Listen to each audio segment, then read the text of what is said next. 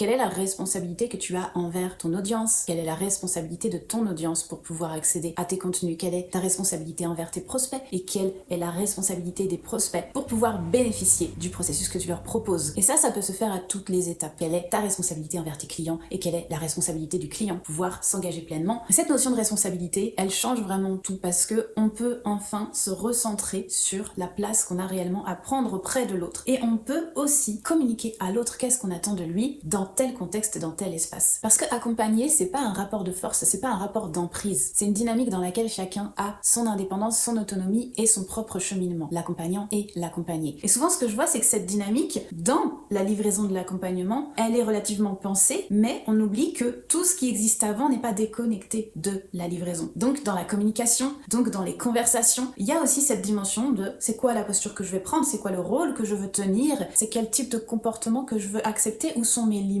et comment je communique à l'autre, qu'est-ce qu'on est en train de faire tous les deux dans cet espace-là. C'est une clé qui change beaucoup de choses, qui tient en très peu de mots. Tu fais enfin le tri, tu remets chaque chose à sa place plutôt que de rentrer dans une posture de sauveur ou de rentrer dans une posture de bourreau, tu connais la suite. Avoir une posture professionnelle, c'est choisir à chaque étape du processus dans quel rôle je suis, au service de quoi, et qu'est-ce que je propose à l'autre en termes de responsabilité et d'engagement, comment il devient acteur lui aussi dans le processus de vente et dans le processus d'accompagnement.